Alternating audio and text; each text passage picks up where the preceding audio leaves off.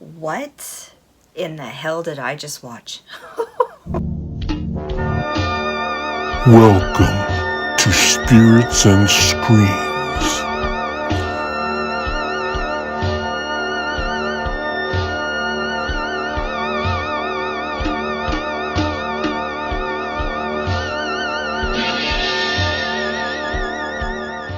Hey guys, how's it going? Welcome to Spirits and Screams. So I'm just out of the theater after watching Terrifier 3 on the big screen. Daughter said, "Oh, let's go, Mom, it'll be super fun." And I thought, okay, but do you realize we're gonna be like it's gonna be like right there in our face, and it's gonna be really gory, you know? And I even didn't have any clue of how gory it was going to be.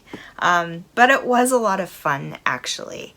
I'm going to back up the truck a little bit and talk about my first experience with Terrifier. So a couple of years ago, I saw the first film on Tubi, I think. A friend of mine said, "You got to check it out." And she said, "Wait for this big scene that's going to come up that everyone talks about."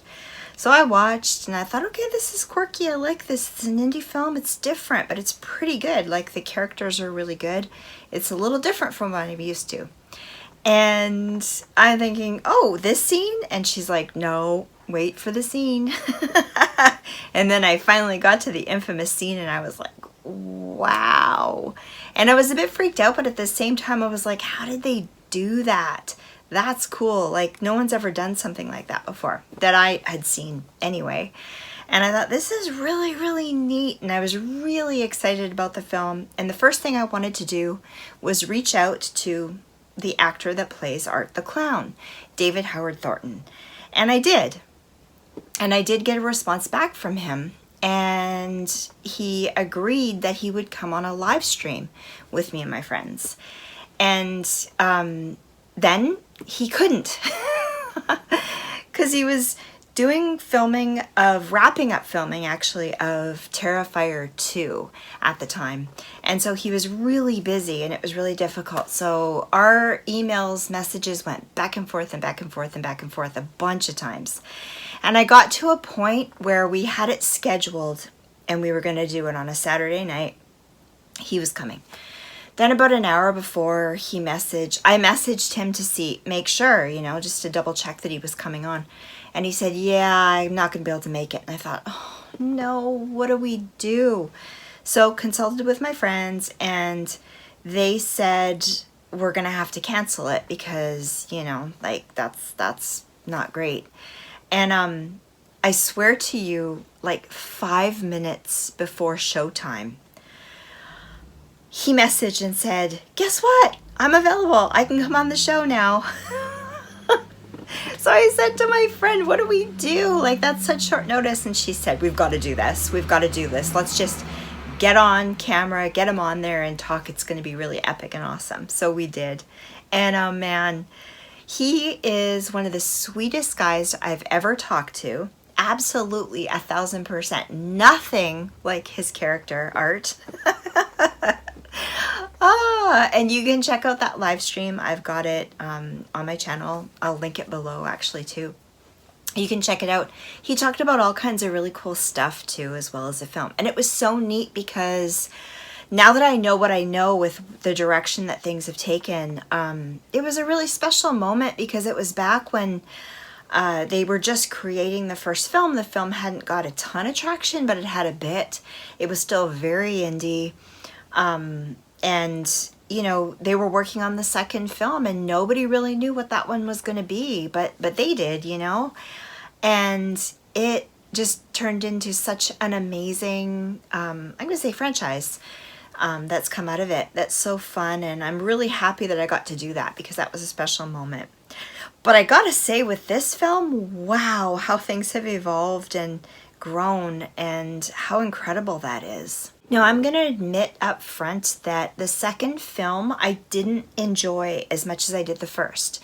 And, they had more of a budget and they went a different direction with it a little bit. They went a little bit more Hollywood, in my opinion, and it just lost something for me. I did love the kills. I did think the acting was amazing.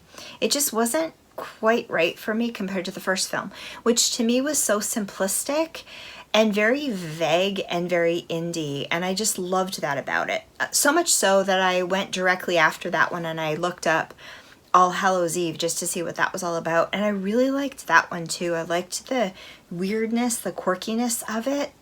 It was creepy, you know, same as the first film. For me, all of those elements really worked well. And in the second film, you know, there was more of a story and there was just a bit more to it, and it didn't quite jive with me. That being said, it was still an amazing film and I still liked watching it. And I was very much looking forward to this third film. But with this third film, I feel they captured on a bigger scale a lot of what the first film was all about, and even All Hallows Eve. And I really enjoyed that. I was thinking about this film actually right after the theater, and I thought it's very short. Like the time period that it takes place in is really kind of short, you know. They're jumping 5 years ahead. They're going through, Sienna and her brother are going through the effects of having gone through this trauma. People, you know, making it like they're crazy, not really believing it, whatever. And the effects of that afterwards, and them trying to fit in, but still dealing with the fear of all of that. And it just, that simplicity again was similar to that first film, and it was creepy, and the focus, because of that, I think the focus could be more on the kills and the gore and all of that. Another thing I learned after watching it, I talked to a friend that's seen it, and they hadn't seen the other two films prior to it, and they were a little bit lost. Never occurred to me because I've watched all of it. But yeah, I think it's not really a standalone film. It's the kind of thing that you have to watch the first two films to get to know what the character and everything is about to be able to see it. So I thought that was interesting, something that just didn't dawn on me beforehand, but I get that. I kind of get that. The second film as well, I watched at home after the fact. I didn't rush out to go see it. And it was long. And I'm kind of glad that I did that because it kind of went really long for me. And it, yeah, a lot of the, you know, dream sequences and all that kind of stuff just seemed a little weird, like it was a strange direction for them to go in, because they were kind of coming at it from a realistic point of view, more of a, not an indie film, like a Hollywood movie. And so for them to go into that was a little bit odd to me. It just didn't quite fit, and it was like that extra added stuff that I just didn't need to see. This one though, 1000%, I have to say, was incredible on the big screen. It was so fun. I'm gonna add it to my collection and watch it again, of course, when it comes to, you know, maybe it'll come to Tubi. I'm not sure how they're going to release this one, but when I finally get to watch it that way at home, I will definitely do that. But I really enjoyed watching it on the big screen. I highly recommend that if you have time before it leaves the theater, go do that, because it's really fun. But go in prepared to take it lightly, take it too seriously, because even in my theater, the ushers were telling me that there were people that fainted and got really ill watching it. And I totally get that. Doing what I do, I've become quite desensitized to all of this kind of stuff. And for me, it's sort of make-believe, the context of this film. So all of the gore I can handle in an artistic way. Like, it doesn't bother me as much as, say, watching the Saw movies, which to me are so much more realistic that they kind of are a little bit more upsetting and disturbing for me. But anyways, go in knowing that, because, and maybe skip the snacks, because I don't know, I had snacks and I couldn't eat any of it while I was watching it, because yeah, it's pretty intense, gotta say. All right, so let's first off have a little look at what it's all about. Terrifier 3 from 2024. After surviving Art the Clown's Halloween massacre, Sienna and her brother struggle to rebuild their shattered lives. As the holiday season approaches, Art returns determined to turn the festivities into a living nightmare. Directed by Damien Leone, starring David Howard Thornton and LaVera.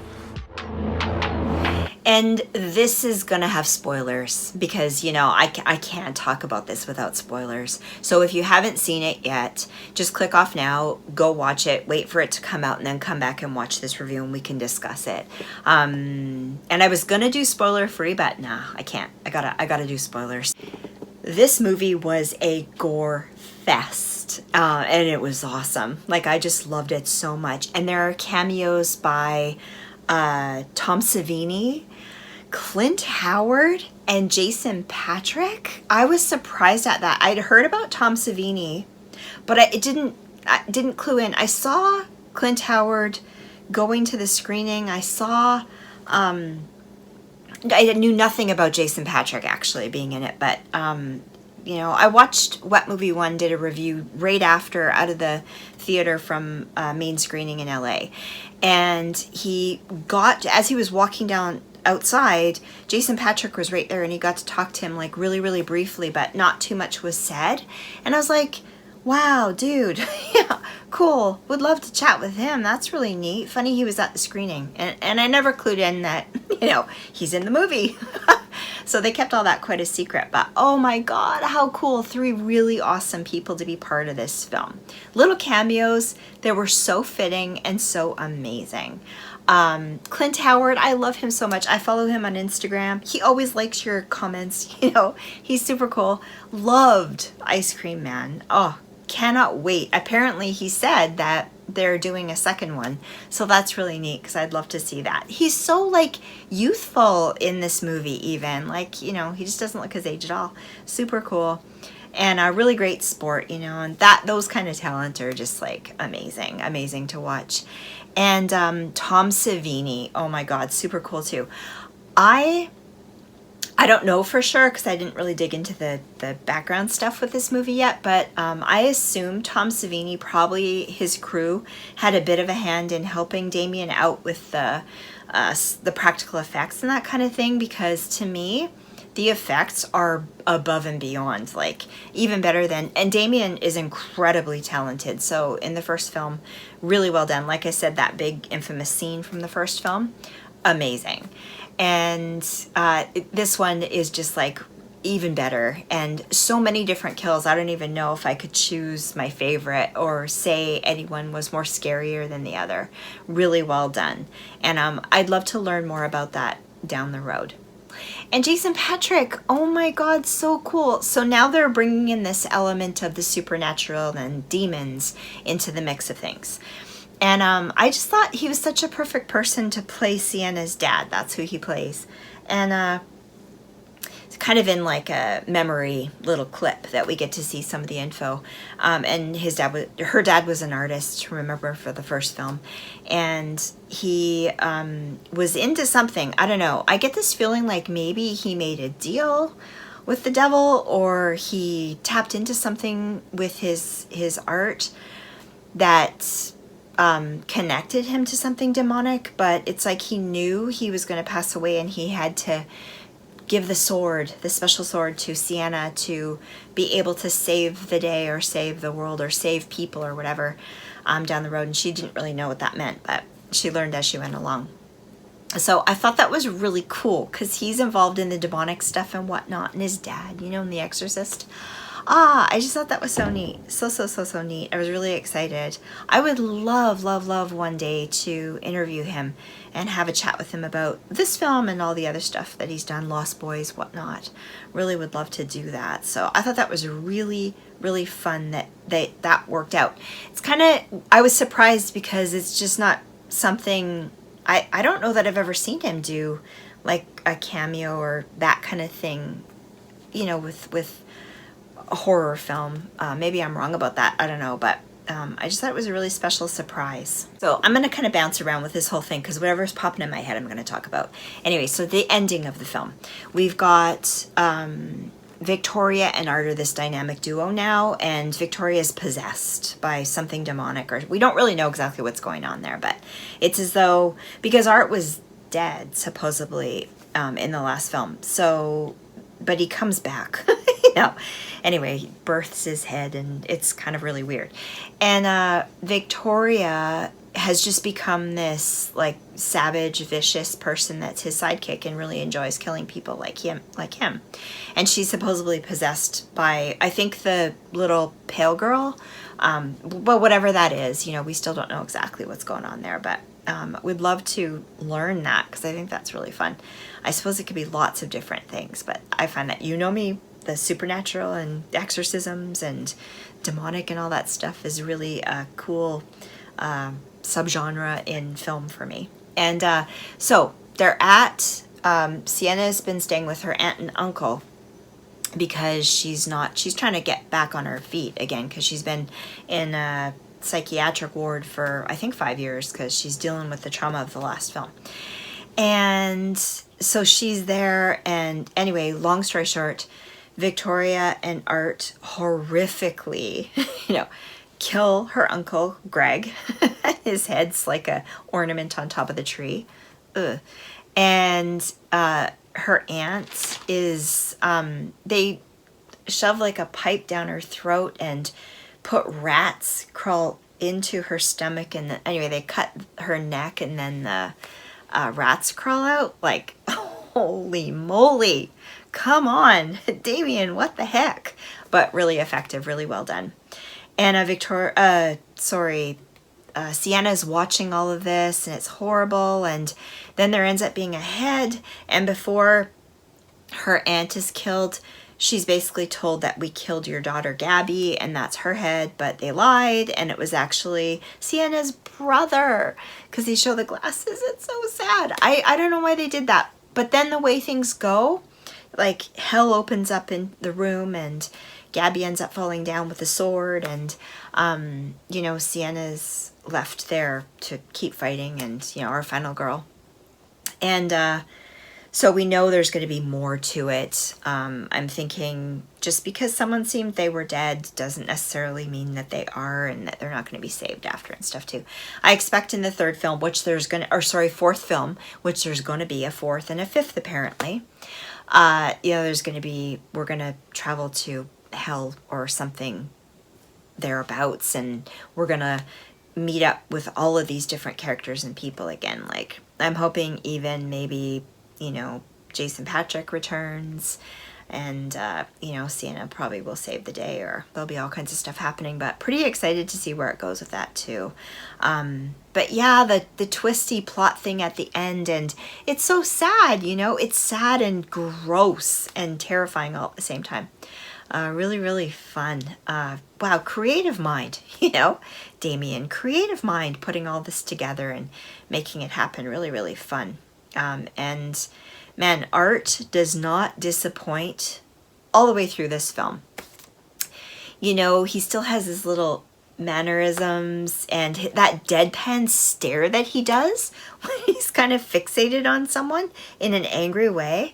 Oh my God. I mean, that is incredible. When he puts that makeup on, he just transforms into another thing, completely different. If you watch my interview, you'll see he's so different from that character. It's unbelievable. He's such a huge talent. If it wasn't for him, I don't think these films would be as successful as they've been, because he's just so amazing. So amazing. I don't think anyone else could play that role as good as him. Another thing I want to mention is the look of the film, which I loved. They did some sort of filter on it, so it's got kind of an old vintage look to it, and they had a lot of really old vintage Christmas lights and Christmas decorations, because it takes place around the holidays kind of thing. There's a scene where Art is wearing a Santa Claus suit, yes.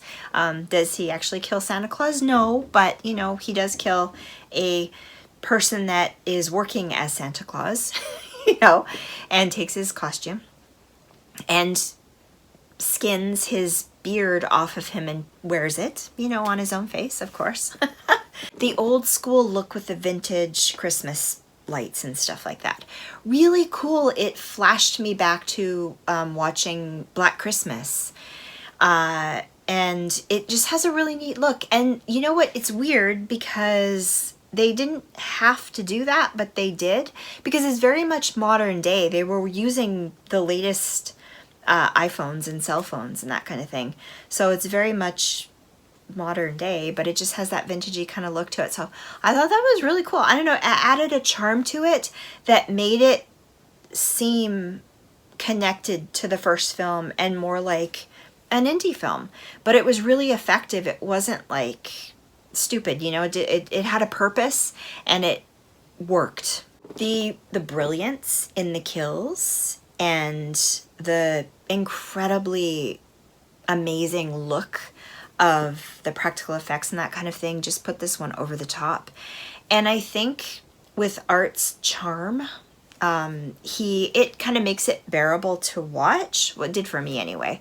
Obviously for some people it did not, because they were fainting and, you know, throwing up and that kind of thing. But for me, it was kind of, I could get through it, because that kind of stuff does bother me too. I'm not a super huge slasher film girl. I like the story. I like ghost stories, supernatural horror, that kind of thing where things are more subtle.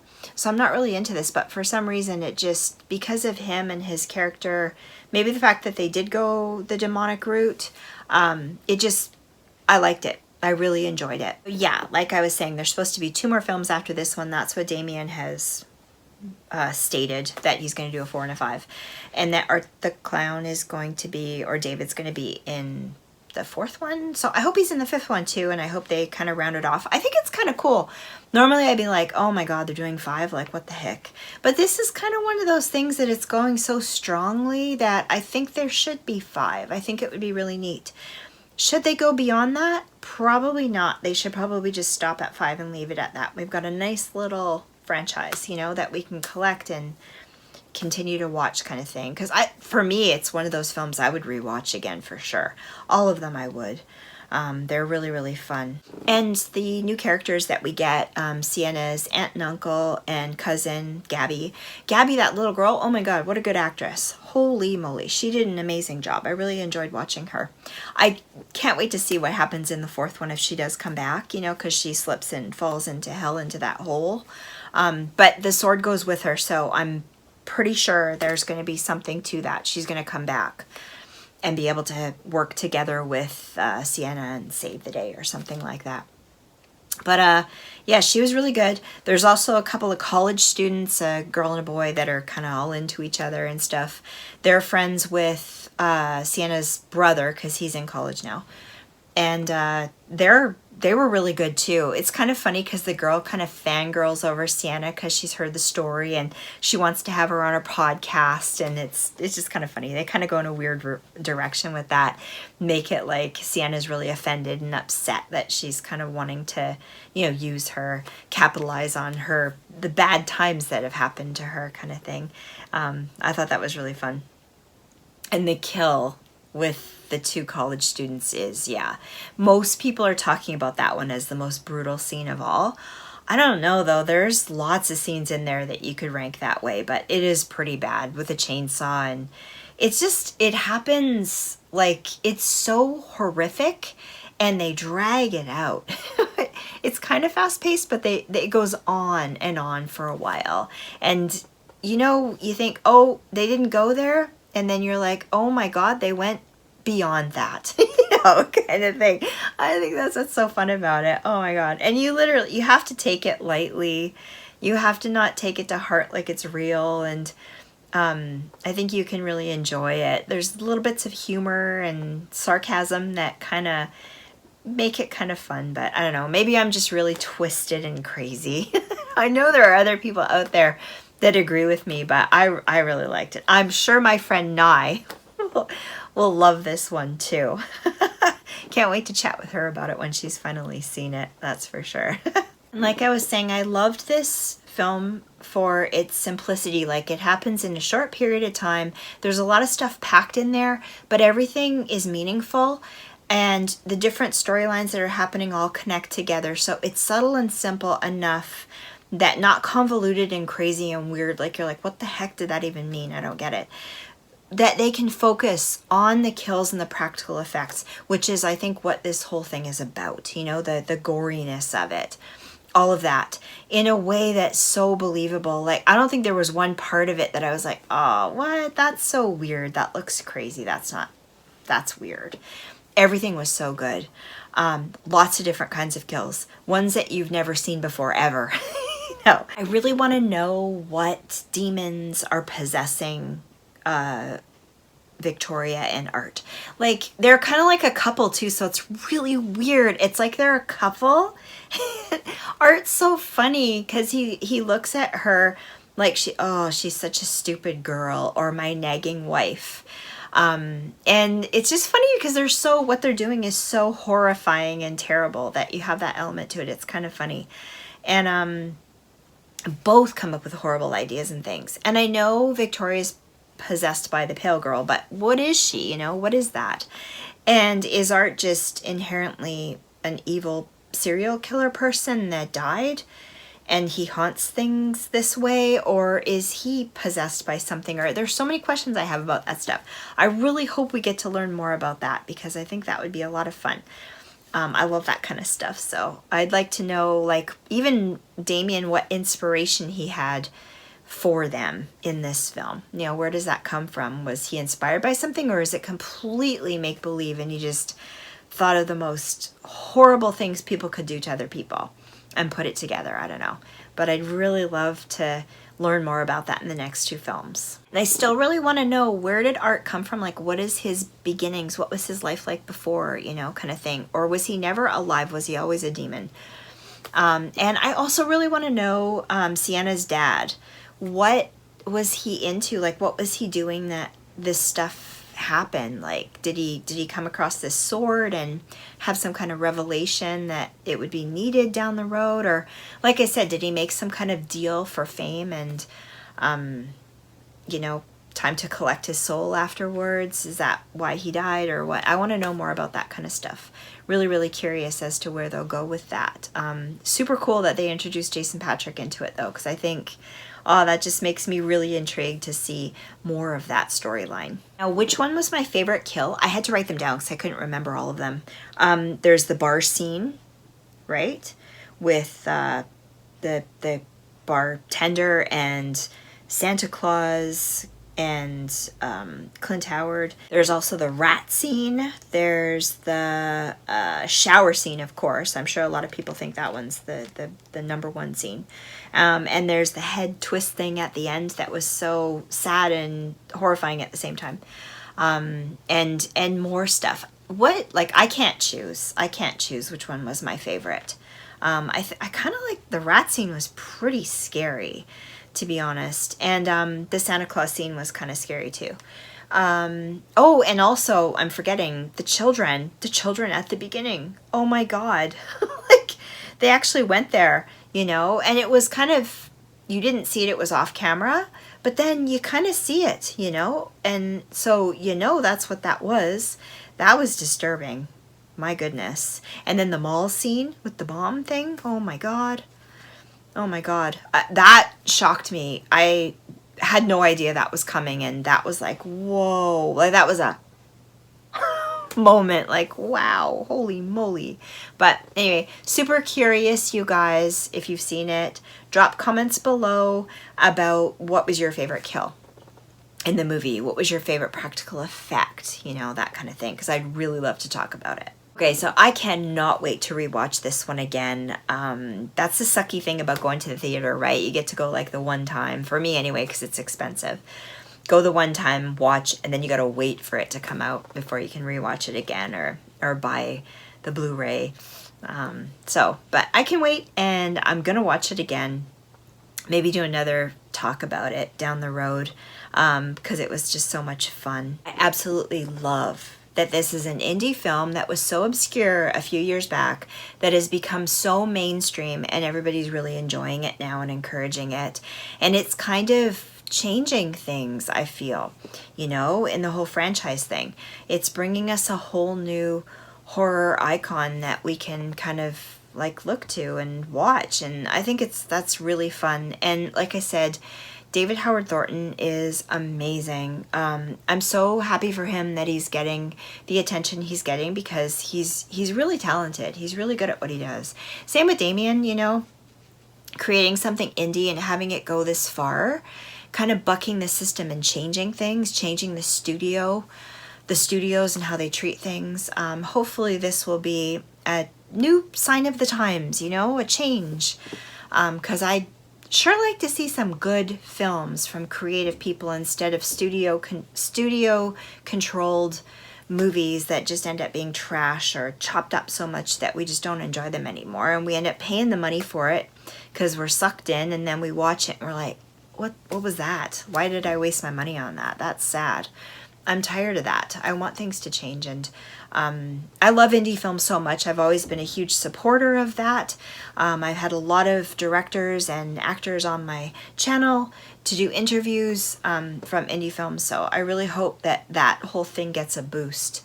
And my daughter, she's into film making and acting. She's just starting out, and I'd love to see that open up for her, that she'll have a chance to do those kinds of things. Because I know when back in the day when I got my art degree, the first thing that happened was that the Canadian government anyway cut the arts, and so it was just nothing, you know. And now I've had to like retrain myself and learn all about digital stuff from fine art, and it's been kind of a rough road, and it's really unfortunate that, you know, we tend to go towards money and not supporting the arts and that kind of thing, the little guy, you know. So it'd be really cool to have things open up. So I definitely think that this is giving people a shot that are making films.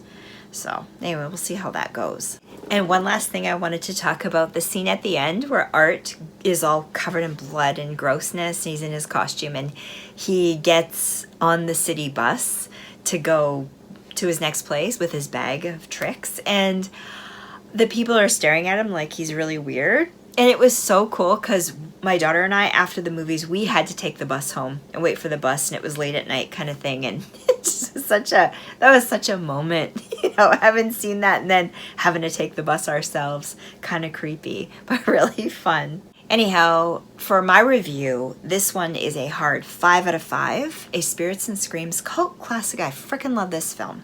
Highly recommend that you go see it. I really want to chat with you guys about it because it's so fun. I'm really happy I got to see it soon, and I'm reviewing it early on as opposed to later, so that's fun. Glad my daughter convinced me to go to the theater to see it. It was gross, but it was really worth it.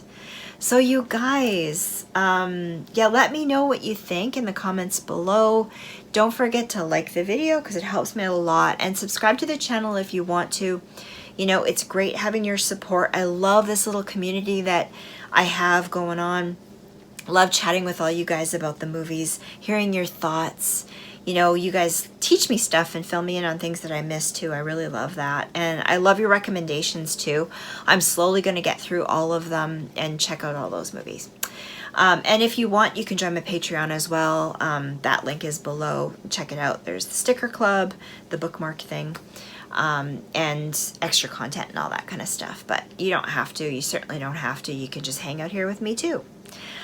You guys, this was so much fun, and I hope that you guys have a great rest of your evening, and we will see you again really soon. And happy Halloween, you guys. Bye for now.